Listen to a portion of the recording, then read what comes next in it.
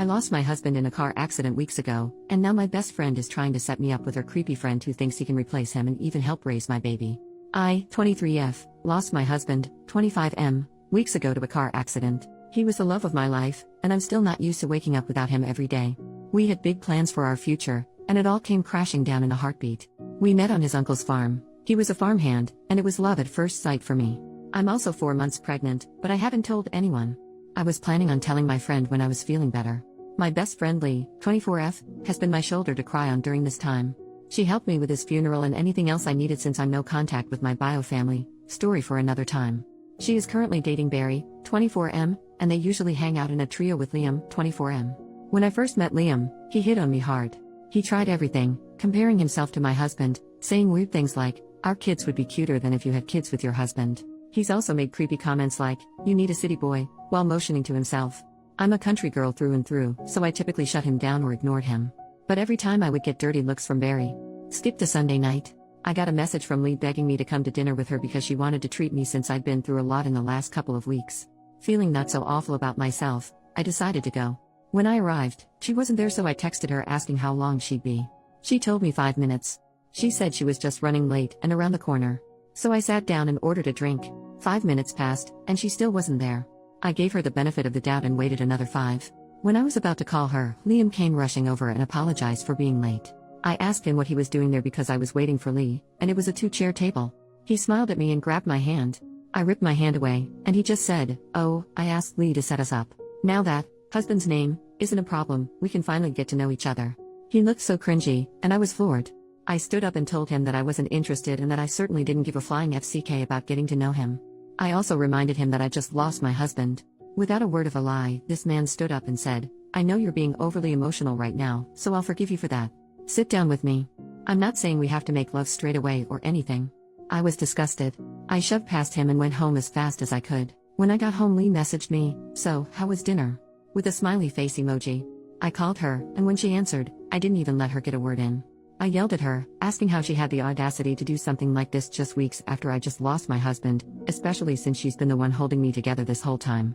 I asked her what freaking game she was playing and told her the only reason I wanted to meet with her tonight was to tell her I'm pregnant. Then I hung up on her and texted her that I needed time and didn't want to be contacted for the time being. Last night, Barry came to my house and asked to talk. I said no and told him that if he didn't leave, I'd call the police.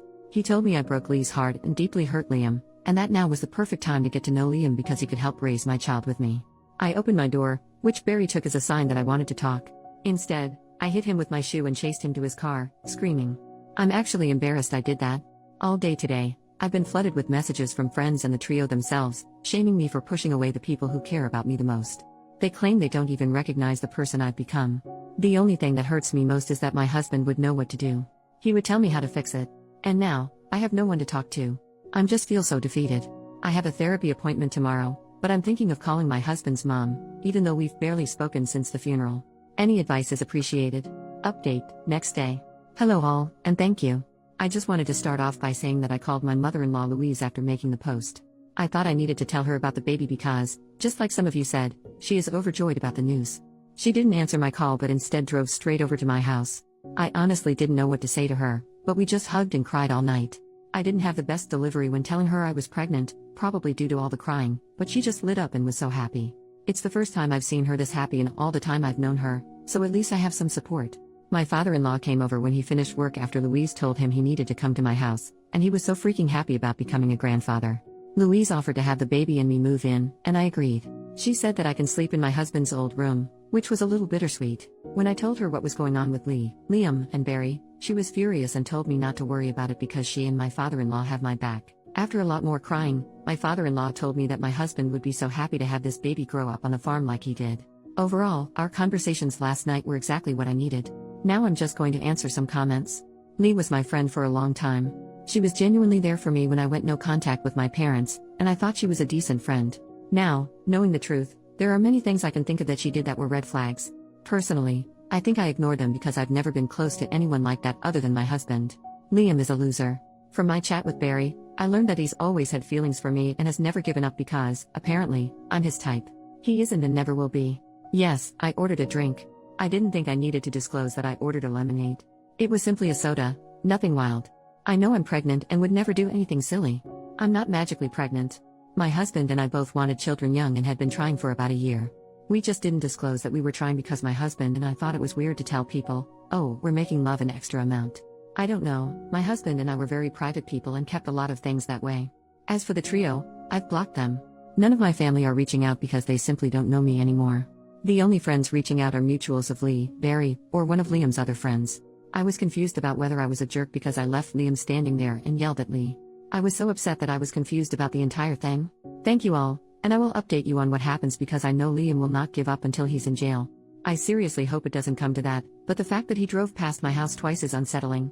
I'm hoping that moving to my husband's parents' farm will put my baby and me on a better path. New update, same post. Firstly, some good news.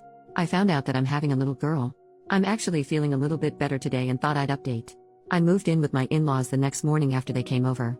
We went to the police, and unfortunately, there's nothing they can do unless Liam trespasses or comes into physical contact with me, pretty much until he gets worse. But I did take the initiative and move, so they think he'll be less of a threat now that I don't live in that house. They did take my screenshots of his creepy messages and noted that he's been driving past relentlessly.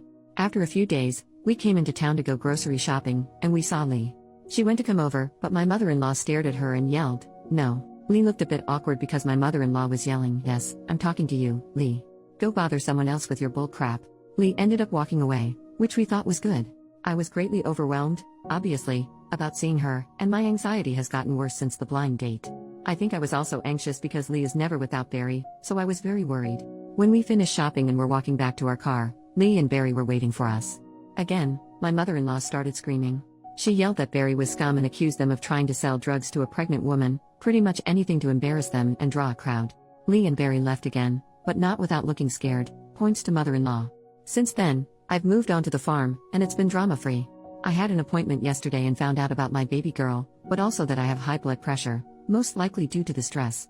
We're going to have to monitor it just in case of preeclampsia since my egg donor had it. My husband always wanted a girl, so I know she is a gift from him. Apart from the grocery store incident and the police situation, it's been very positive for me being with my in-laws and their dog Spud. Don't ask, I don't know why that's his name. Thank you again. Final update, 2 months later, thank you to everyone who helped me with my issues about Lee and the others. It's over, I was attacked and suffered greatly. I lost my baby a month ago and I will be logging off for a while. I wish everyone a Merry Christmas and a Happy New Year. Thank you for the kindness, enjoy your holidays.